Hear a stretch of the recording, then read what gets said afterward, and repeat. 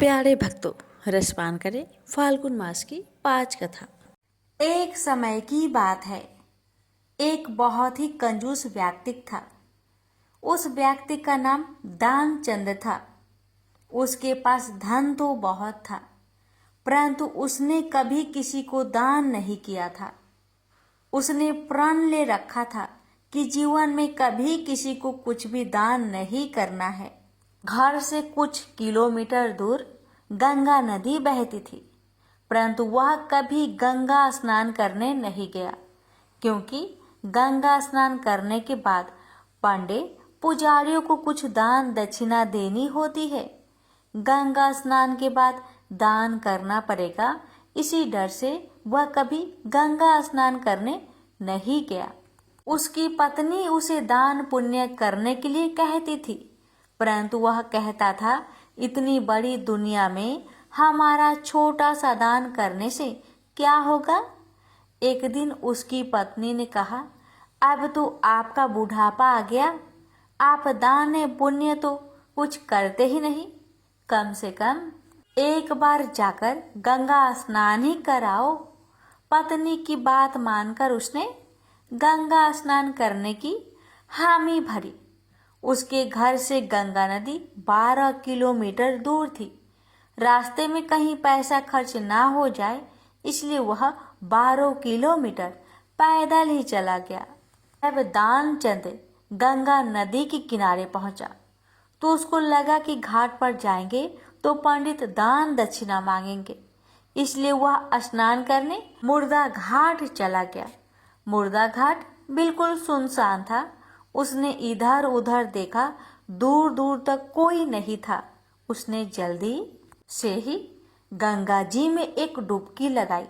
भगवान जो घट घट के बासी हैं, वह उसे यह सब करता देख रहे थे। भगवान को एक मजाक सूझी। भगवान वहां पर एक पंडित का रूप बनाकर प्रकट हो गए। जैसे ही दानचंद डुबकी लगाकर बाहर निकला, पंडित रूपी भगवान बोले, यजमान की जय हो। पंडित को देखते ही दानचंद कांप गया। वह बोला, ये तो हद हो गई, यहाँ पांडा तो मुर्दा घाट पर भी आ गया। पंडित ने बताया कि मैं एक संतोषी ब्राह्मण हूँ और एकांत में यहाँ मुर्दा घाट पर ही पड़ा रहता हूँ। यहाँ पर कभी कभी आपके जैसा कोई यजमान आता है और मेरा साल भर का इंतजाम इकट्ठे ही कर देता है। आज आप आए हैं, आपको मेरा 1 वर्ष का इंतजाम करना है। दानचंद बोला, मैं इतना दान नहीं कर सकता। पंडित बोला, दान तो अपनी श्रद्धा के ऊपर होता है, इसलिए आप 6 महीनों का इंतजाम कर दो। दानचंद बोला, मैं 6 महीनों का इंतजाम भी नहीं कर सकता। पंडित बोला, तो 3 महीने। दानचंद बोला, नहीं। पंडित बोले, 1 महीने का ही कर दो। दानचंद बोला, मैं 1 महीने का तो क्या, मैं 1 दिन का भी इंतजाम नहीं कर सकता। अब पंडित ने कहा, आपको कुछ ना कुछ तो दान करना ही पड़ेगा, नहीं तो हम आपको जल से निकलने नहीं देंगे। थक हार कर दानचंद बोला, एक आने का दान करूंगा, वो भी उधार। मेरे पास अभी तो कुछ नहीं है, इसलिए मेरे घर आकर 1 आना ले जाना। पंडित ने दानचंद को 1 आना दान करने का संकल्प दिलवा दिया। दानचंद ने सोचा, मेरा घर तो यहाँ से 12 किलोमीटर दूर है। अब पंडित 1 आने के लिए इतनी दूर थोड़ी आएगा, इसलिए वह संकल्प लेकर अपने घर आ गया। घर पहुंचते पहुंचते शाम हो गई थी। वह इतनी दूर चल कर आया था, इसलिए थक गया था। वह सोने ही जा रहा था, तभी उसके दरवाजे पर उस पंडित ने दस्तक दी। पंडित बोले, यजमान की जय हो। दानचंद की पत्नी ने दरवाजा खोला। वह पंडित को देखकर लौटी और दानचंद से पूछा, क्या किसी पंडित को कुछ देने के कहकर आए हैं? दानचंद बोला, हाँ, मैंने एक पांडा को 1 आना देने का संकल्प लिया है। पत्नी बोली, वह पंडित जी अपना 1 आना लेने दरवाजे पर खड़े हैं। दानचंद ने सोचा, वो पंडित 1 आने के लिए इतनी दूर आ गया। दानचंद ने पत्नी से कहा, जाकर उस पंडित से कह दो कि यजमान बीमार है, इसलिए 3-4 दिन बाद आए। पत्नी बोली, एक आने की ही तो बात है, दे दो। क्यों नहीं देते? दानचंद बोला, मैं किसी को कुछ नहीं देने वाला। जाकर उससे कह दो कि यजमान बीमार है, इसलिए कुछ दिन बाद आए। पत्नी ने दुखी जैसा मुंह बनाया और पंडित से बोली, महाराज, मेरे पति आज इतनी दूर पैदल चलकर गए थे, इसलिए वे थक गए हैं और बीमार है, इसलिए आप 3-4 दिन बाद आइए। पंडित बोला, धन मिले या ना मिले, लेकिन वे हमारे यजमान हैं। यजमान बीमार है और पांडा चला जाए, ऐसा नहीं हो सकता। जब तक वह स्वस्थ नहीं हो तब तक हम यहीं रहेंगे। हमारा यहाँ रहने का इंतजाम कर दो। हम यहीं पर प्रसाद बनाएंगे और यहीं पर भजन करेंगे और यहीं पर प्रसाद ग्रहण करेंगे। पत्नी लौट कर गई और उसने दानचंद को सारी बात बताई कि वह पंडित कह रहा है, जब तक आप ठीक नहीं हो जाते वह यहीं रहेंगे। पत्नी बोली, इससे तो अच्छा उन्हें एक आना देकर रवाना करो। दानचंद बोला, एक आना क्या, ऐसे ही आता है। मैं उस पंडित को कुछ नहीं देने वाला। तुम जाकर उस पंडित से कह दो कि यजमान मर गए। दानचंद को योग का अभ्यास था, इसलिए वह सांस रोककर पड़ गया। पत्नी गई और उसने रोकर पंडित से कहा कि वो मर गए, अब तो जाओ। पंडित बोले, अरे राम राम, यजमान चला गया। जब तक उसका अंतिम संस्कार ना हो जाए तब तक हम कैसे जा सकते हैं? पंडित जी बोले, तुम महिला कहाँ कहाँ भटकती फिरोगी? हम सारे गांव में यजमान के मरने की खबर किए देते हैं। पंडित जी सारे गांव में खबर कराए कि दानचंद जी मर गए। सारा गांव दानचंद के घर इकट्ठा हो गया। लेकिन दानचंद ऐसा विचित्र आदमी एक आना बचाने के लिए सांस रोके पड़ा था। गांव के लोगों ने दानचंद को मुर्दा समझ के बांध लिया। अब उसकी पत्नी सही में रोने लगी और रो रो कर बोली, यह मरे नहीं हैं। गांव वाले बोले, बहन, ये तो तुम्हारा मोह है, जाने वाला तो गया, इसलिए धीरज रखो। पत्नी बोली, अरे किस बात का धीरज रखूं, यह मरे ही नहीं है। गांव वाले दानचंद को बांधकर अंतिम संस्कार के लिए ले गए। पत्नी बेचारी रोती रह गई। लेकिन वह विचित्र आदमी इतना सब कुछ होने के बाद भी सांसें रोके पड़ा था। सबके साथ पंडित बने भगवान भी उनके पीछे पीछे चल दिए। भगवान ने सोचा, हद हो गई, अब कहीं नहीं हारे, पर आज तो इस दानचंद से हम हार गए। ऐसा गजब का विचित्र आदमी हमने कहीं नहीं देखा। एक आना बचाने के लिए यह आदमी बिना मरे पड़ा है और चला जा रहा है। जब दानचंद को लकड़ियां पर रख दिया गया और केवल अग्नि जलानी शेष थी, तब पंडित रूपी भगवान बोले कि यह हमारे यजमान थे, हम इनकी मुक्ति के लिए इनके कान में कुछ मंत्र बोलेंगे। भगवान उनके कान के पास मुंह लेकर गए और बोले, मैं भगवान विष्णु हूँ, मैं बैकुंठ से तुमसे नाता जोड़ने आया हूँ। दानचंद ने जैसे ही सुना कि भगवान बोल रहे हैं, उसने धीरे धीरे आंखें खोली, लेकिन जैसे ही उसने देखा कि यह तो वही पंडित है, उसने फिर से आंखें बंद कर ली। भगवान बोले, हम हार गए, हम तुमसे कुछ नहीं लेंगे, तुम ही हमसे कुछ मांग लो। दानचंद धीरे से बोला, वह एक आना छोड़ दो बस। पंडित रूपी भगवान तथास्तु कहकर वहां से चले गए और दानचंद आंखें खोलकर उठ बैठा। प्रेम से बोली, जय श्री हरि। नवग्रहों की कथा। किसी गांव में 2 भाई बहन रहते थे। एक बार भाई अपनी बहन से मिलने जा रहा था। रास्ते में एक सांप बैठा था जो भाई को डसने को तैयार था। भाई ने सांप से विनती की, तू मुझे मत डस, क्योंकि मैं अपनी माँ का इकलौता बेटा हूँ और अपनी बहन का भी एक ही भाई हूँ। सांप नहीं माना। उसने कहा, कि तेरी नवग्रह की दशा चल रही है, मैं तुझे डसूंगा ही। भाई बोला, ठीक है, मुझे डसना ही है तो डस लेना, लेकिन मुझे अपनी बहन से मिलकर आने दे। सांप फिर बोला कि क्या पता तू इस रास्ते से आए कि ना आए, इसलिए मुझे तो अभी डसने दो।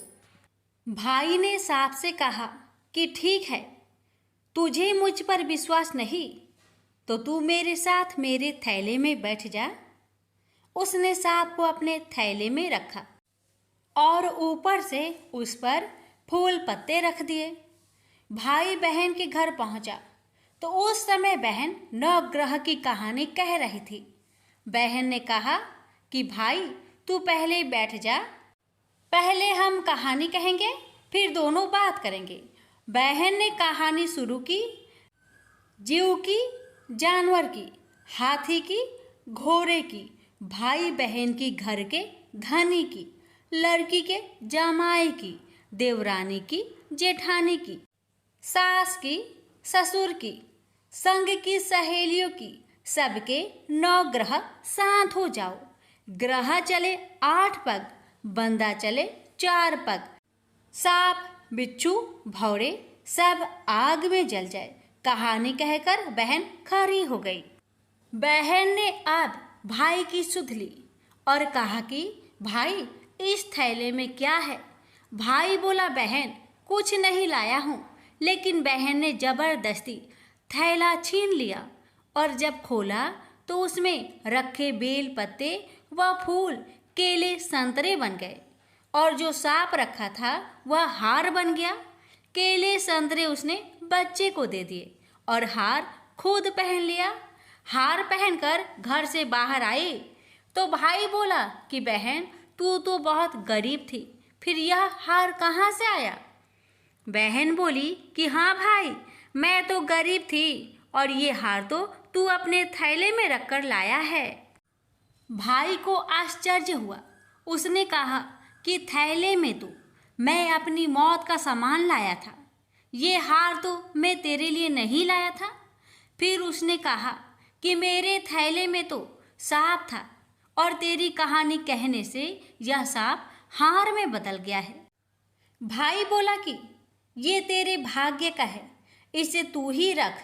बहन ने भाई से कहा कि तेरी 9 ग्रह की दशा चल रही है, तू घर जाकर भाभी से कहना कि वह 9 ग्रह की कहानी कहेगी। भाई घर पहुंचा और अपनी पत्नी से उसने कहा कि मेरी 9 ग्रह की दशा चल रही है, इसलिए हम 9 ग्रह की कहानी कहेंगे। भाई पत्नी से बोला, तू कहे मैं सुनूंगा, मैं कहूँ तू सुनना। चावल चीनी के दाने ला, लोटा भर पानी ला। उसकी पत्नी एक लोटे में चावल व चीनी के दाने डाल कर ले आई। कहानी कही। जीव की, जानवर की, हाथी की, घोड़े की, कुत्ते की, बिल्ली की, देवरानी की, जेठानी की, सास की, ससुर की, घर के धनी की, बहन की, भाई की, सबके 9 ग्रह शांत हो जाए। ग्रह चले 8 पग, बंदा चले 4 पग, सांप, बिच्छू, भौरे सब आग में जल जाए। आज बार, रविवार, सोमवार, मंगलवार, बुधवार, बृहस्पतिवार, शुक्रवार, शनिवार, 7 बार को नमस्कार। धरती माता को नमस्कार, 9 ग्रहों को नमस्कार। जैसे 9 ग्रहों की दशा बहन की, भाई की उतारी, ऐसी सबकी उतारना। प्रेम से बोलिए 9 ग्रहों के देवी देवता की जय। बृहस्पतिवार व्रत कथा। प्राचीन काल में एक ब्राह्मण रहता था। वह बहुत निर्धन था। उसके कोई संतान नहीं थी। उसकी स्त्री बहुत मलिनता के साथ रहती थी। वह स्नान न करती। इससे ब्राह्मण देवता बड़े दुखी थे। बेचारे बहुत कुछ कहते थे, किंतु उसका कुछ परिणाम न निकला। भगवान की कृपा से ब्राह्मण की स्त्री के कन्या रूपी रत्न पैदा हुआ। कन्या बड़ी होने पर प्रता स्नान करके विष्णु भगवान का जाप हुआ। बृहस्पतिवार का व्रत करने लगी। अपने पूजन पाठ को समाप्त करके विद्यालय जाती तो अपनी मुट्ठी में जौ भर के ले जाती और पाठशाला के मार्ग में डालती जाती। जब ये जौ स्वर्ण के हो जाते, लौटते समय उनको बीनकर अपने घर ले आती थी। एक दिन वह बालिका सूप में उस सोने की जौ को फटक कर साफ कर रही थी कि उसके माता ने देख लिया और कहा, हे बेटी, सोने की जौ के लिए सोने का सूप होना चाहिए। दूसरे दिन बृहस्पतिवार था। इस कन्या ने व्रत रखा और बृहस्पति देव से प्रार्थना करके कहा, मैंने आपकी पूजा सच्चे मन से की हो तो मेरे लिए सोने की सूप दे दो। बृहस्पति देव ने उसकी प्रार्थना स्वीकार कर लिए। रोजाना की तरह वह कन्या जौ फैलाती हुई जाने लगी।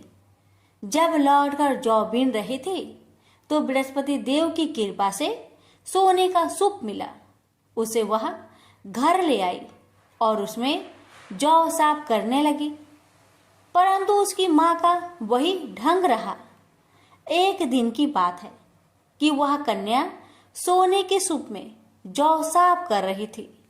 उस समय उस शहर का राजपुत्र वहां से होकर निकला। इस कन्या के रूप और कार्य को देखकर मोहित हो गया तथा अपने घर आकर भोजन तथा जल त्याग कर उदास होकर लेट गया।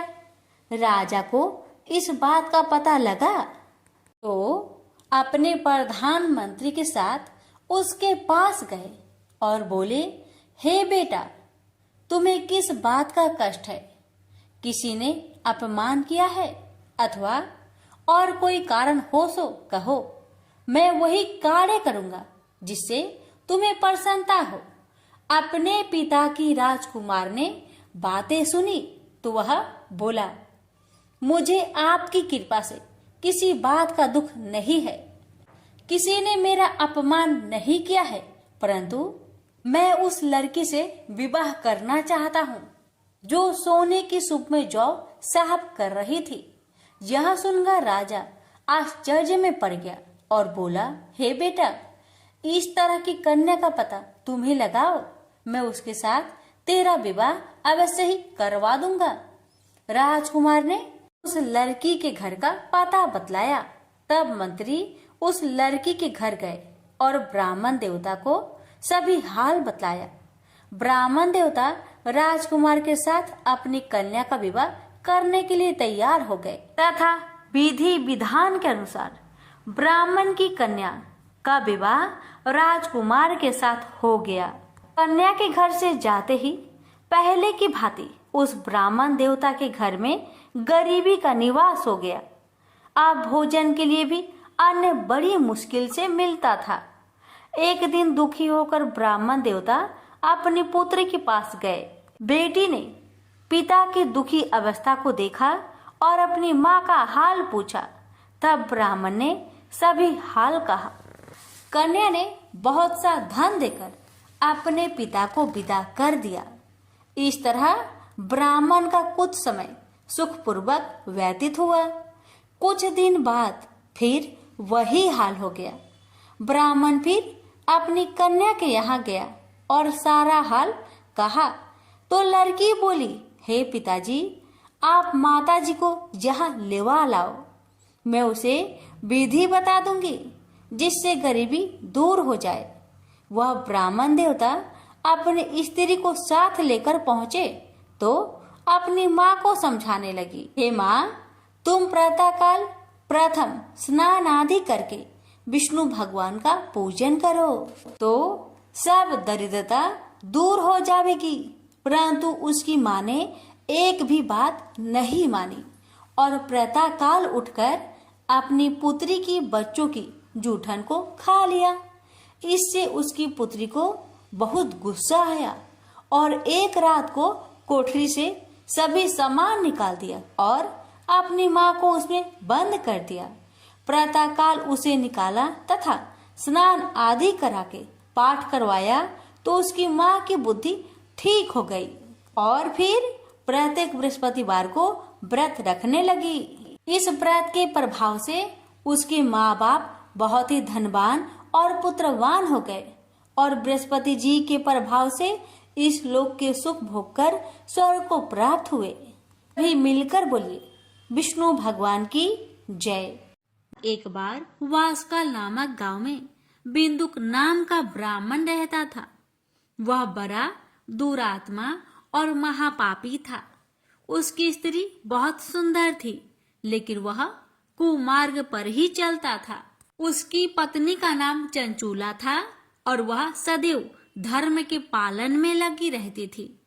इस तरह कुकर्म में लगे हुए उस ब्राह्मण के साथ उसे बहुत वर्ष बीत गए। अपने धर्म के नष्ट होने के डर से कभी भी अपने धर्म से विचलित नहीं हुई। लेकिन उसका पति तो दुराचारी था, इसलिए दुराचारी पति के आचरण से प्रभावित होकर वह स्त्री भी अपनी पति की ही तरह दुराचारणी हो गई।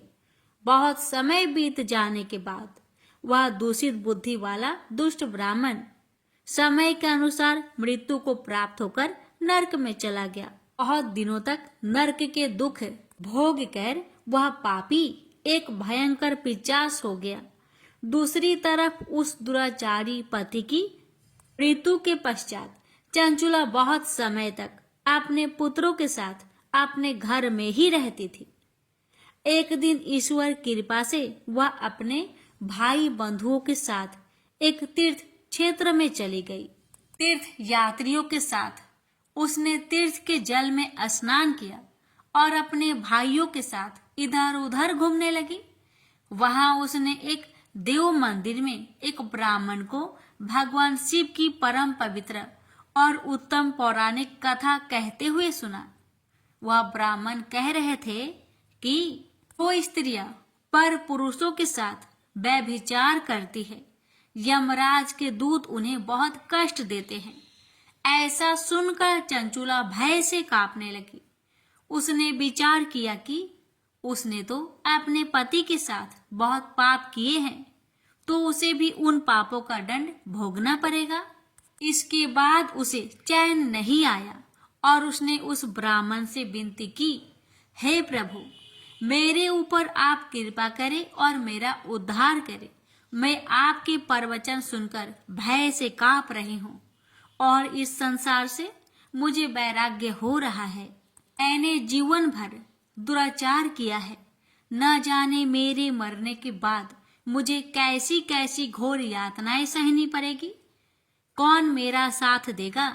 यमराज के उन भयंकर दूतों को मैं कैसे देख पाऊंगी? हे प्रभु, आप मेरा कल्याण करें। चंचुला के इन वचनों को सुनकर ब्राह्मण बोले, हे चंचुला, ये तो बड़े सौभाग्य की बात है। भगवान शंकर की कृपा से शिव पुराण की कथा को सुनकर तुम्हारा मन समय पर ही सावधान हो गया। पश्चाताप ही पाप करने वाले पापियों के लिए सबसे बड़ा प्रायश्चित है। साधु संतों ने भी पश्चाताप को ही समस्त पापों का नाश करने वाला बताया है। पश्चाताप से ही पापों की शुद्धि होती है। जो पश्चाताप करता है वही समस्त भय से मुक्त होकर निर्भय हो जाता है। इसलिए ब्राह्मण पत्नी, तुम विषयों से अपने मन को हटाओ और भक्ति भाव से भगवान शंकर की इस पावन कथा को सुनो। इस कथा को सुनने से तुम्हारे चित्त की शुद्धि होगी और तुम्हें मोक्ष की प्राप्ति हो जाएगी। ऐसा सुनने के बाद उस चंचुला ने शिव पुराण की कथा को सुनने की इच्छा से मन में उस ब्राह्मण देव की सेवा का संकल्प लिया और उन्हीं के साथ रहने लगी।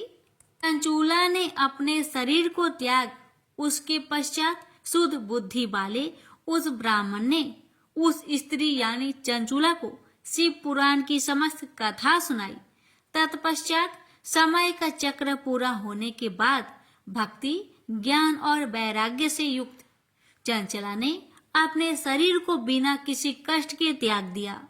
जैसे ही चंचुला ने अपने शरीर को त्यागा, भगवान शंकर का भेजा हुआ दिव्य विमान वहां पहुंच गया और भगवान शंकर के गणों ने चंचुला को उस विमान पर बैठाया और शिव लोक में ले गए। वह दिव्य रूप धारिणी दिव्यांगना हो चुकी थी। चंचूला ने वहां साक्षात भगवान शंकर को देखा। उनके 5 मुख थे और हर मुख में उनकी 3 आंखें भी थी। मस्तक पर चंद्रमा सुशोभित हो रहा था। उन्होंने अपने बाईं ओर माता पार्वती को बैठा रखा था।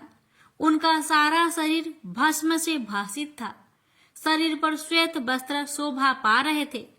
इस प्रकार परम उज्जवल भगवान शंकर का दर्शन करने के बाद वह ब्राह्मण पत्नी बहुत प्रसन्न हुई। उसने महादेव और पार्वती को प्रणाम किया और उसकी आंखों से आंसुओं की अविरल धारा बहने लगी। संपूर्ण शरीर में रोमांच पैदा हो गया और माता पार्वती एवं भगवान शंकर ने बड़ी करुणा से उसे अपने पास बुलाया। उसकी ओर देखा और माता पार्वती ने चंचूला को प्रेम पूर्वक अपनी सखी बना लिया। प्रेम से बोलिए हर हर महादेव। माता पार्वती की जय। लापसी तपसी की कथा। एक लापसी था, एक तपसी था। तपसी हमेशा भगवान की तपस्या में लीन रहता था। लापसी रोजाना 1.25 सेर की लापसी बनाकर भगवान का भोग लगाकर जीम लेता था। एक दिन दोनों लड़ने लगे। लापसी बोला, मैं रोज भगवान की तपस्या करता हूँ, इसलिए मैं बड़ा हूँ। लापसी बोला कि मैं रोज भगवान को 1.25 सेर लापसी का भोग लगाता हूँ, इसलिए मैं बड़ा हूँ। नारद जी वहां से गुजर रहे थे। दोनों को लड़ता देखकर उनसे पूछा कि क्यों तुम लड़ रहे हो। लापसी ने खुद को बड़ा होने का कारण बताया और तपसी ने अपना कारण बताया। नारद जी बोले, तुम्हारा फैसला मैं कर दूंगा। दूसरे दिन लापसी और तपसी नहाकर अपनी रोज की भक्ति करने आए तो नारद जी ने छुपकर 1.25 करोड़ की एक अंगूठी उन दोनों के आगे रख दी। तपसी की नजर जब अंगूठी पर पड़ी तो उसने चुपचाप अंगूठी उठाकर अपने नीचे दबा ली। लापसी की नजर अंगूठी पर पड़ी लेकिन उसने ध्यान नहीं दिया। भगवान को भोग लगाकर लापसी खाने लगा। नारद जी सामने आए तो दोनों ने पूछा कि कौन बड़ा। तो नारद जी ने तपसी को खड़ा होने को कहा। वो खड़ा हुआ तो उसके नीचे दबी अंगूठी दिखाई पड़ी। नारद जी ने तपसी से कहा, तपस्या करने के बाद भी तुम्हारी चोरी करने की आदत नहीं गई, इसलिए लापसी बना है और तुम्हें तुम्हारी तपस्या का कोई भी फल नहीं मिलेगा। तपसी शर्मिंदा होकर माफी मांगने लगा। उसने नारद जी से पूछा, मुझे मेरी तपस्या का फल कैसे मिलेगा। नारद जी ने कहा, यदि कोई गाय और कुत्ते की रोटी नहीं बनाएगा तो फल तुझे मिलेगा। यदि कोई ब्राह्मण को भोजन करवाकर दक्षिणा नहीं देगा तो फल तुझे मिलेगा। यदि कोई साड़ी के साथ ब्लाउज नहीं देगा तो फल तुझे मिलेगा। यदि कोई दिए से दिया जलाएगा तो फल तुझे मिलेगा। यदि कोई सारी कहानी सुने लेकिन तुम्हारी कहानी नहीं सुने तो फल तुझे मिलेगा। उसी दिन से हर व्रत कथा कहानी के साथ लापसी तपसी की कहानी भी सुनी और कही जाती है। प्रेम से बोलिए लक्ष्मी नारायण की जय।